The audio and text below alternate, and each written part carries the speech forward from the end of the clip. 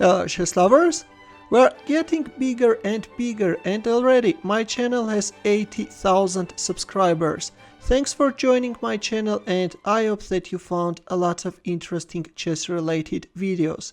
On this beautiful occasion I want to share with you a spectacular attacking game played by Mikhail Tal against Vasily Smyslov.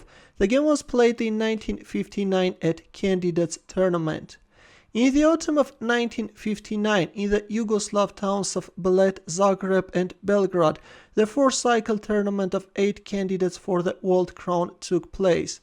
The participants were Smyslov, Keres, Petrosyan, Tal, Gligoric, Olafsson, Benko and the 16-year-old Fischer. Tal was not regarded as one of the favorites. Moreover, a couple of weeks before the start, he underwent an operation for appendicitis. Later, it transpired that the pain he was suffering was caused by a kidney illness. But what is more interesting, against all odds, Mikhail Tal managed to win this tournament. When Mikhail Tal started his rise to the World Championship crown, his risky style of play was viewed with disdain by most grandmasters. For example, former world champion Vasily Smyslov commented that Tal wins by tricks. Moreover, he said, "I consider it my duty as a grandmaster to beat him properly." On his way to the World Championship in 1960, Tal demolished Smyslov twice in the most fierce attacking style.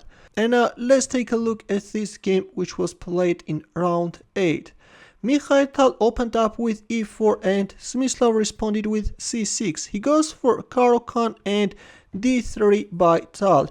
According to Tal, he chose this move in order to avoid the usual variations, but this was Koblentz's suggestion, a fresh change from d4 or knight c3. Its idea is to induce black to commit himself in the center and then to strike hard at his pawn formation d5. Now comes knight d2, e5, knight f3, knight d7 and d4. Tal's eye spotted a lack of harmony in the opponent's ranks and he goes for d4. Here comes d takes e4, knight takes e4, e takes d4, queen takes d4, knight f6, bishop g5, bishop e7, Tal castles queenside and Smyslov castles kingside.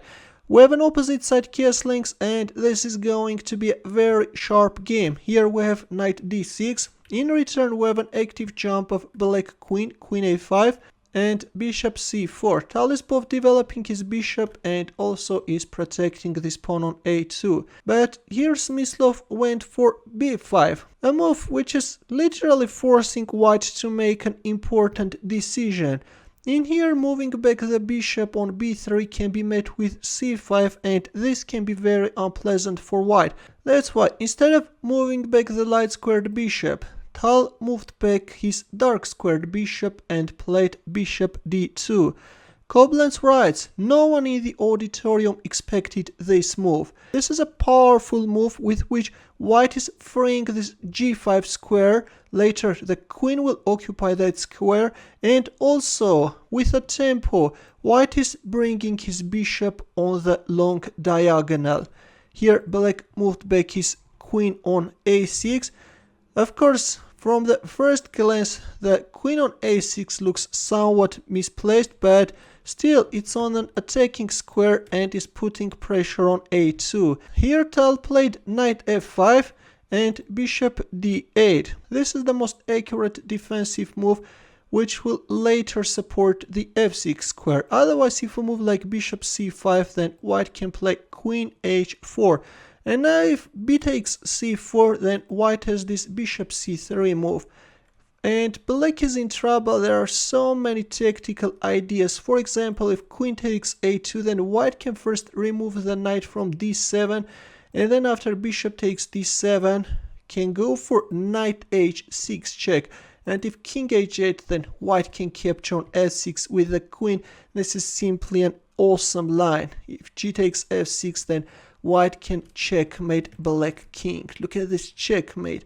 That's why in our game after knight f5 we have bishop d8 And now if we have a look at the position, still the bishop on c4 is hanging, but in here Mikhail Tal made one of the most fantastic moves in his career. He played queen h4. Here is what Fischer writes about this move. White gives up a bishop without any material compensation, simply with the aim of creating an attack. This is one of the most unusual sacrifices that I have ever seen. It is typical of Tal's courageous style. Smyslov accepted the sacrifice and captured on c4. Now comes queen g5. White is creating a direct mating threat and knight h5. With this move, Smyslov is setting up a very cunning trap. Of course, he could also go for g6, but this is somewhat weakening his king side, although still there is nothing wrong with black's position.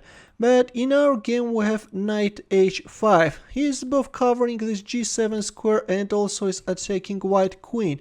And now, as I've already mentioned, white has to be careful. If queen takes h5, then black can capture on a2. And right now there is a mating threat. And if bishop c3, then knight f6 is coming. And if queen g5, then queen a1 check is coming. And then knight e4 check. And if king e2, then queen takes d1 check, followed by bishop takes g5. And black is winning.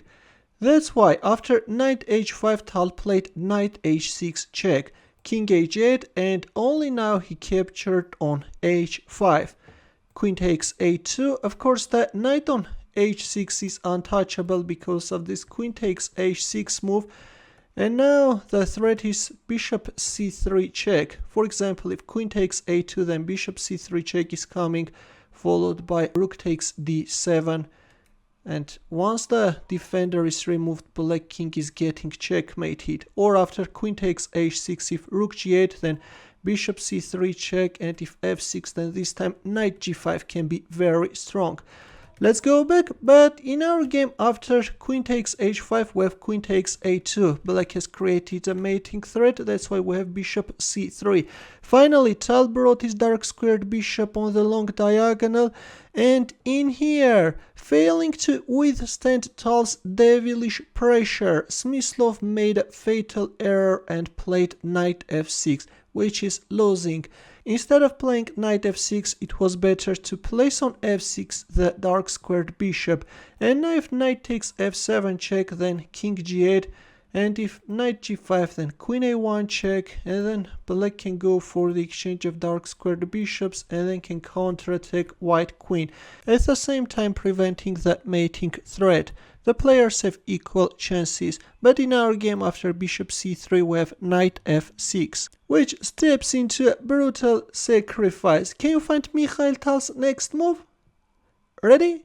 He simply went for queen takes f7. Look at this, guys. White is simply exploiting the fact that the 8th rank is weak and the queen is untouchable, and black king can get checkmated. That's why after queen takes f7, Smyslov first announced a check from a1, and only after king d2, once this king blocked the d file, he captured on f7. Now comes knight takes f7 check, king g8, and rook takes a1. In return we have king takes f7, knight e5 check, king e6, and knight takes c6. Knight e4 check, king e3. We're in the endgame where black has no chance to survive.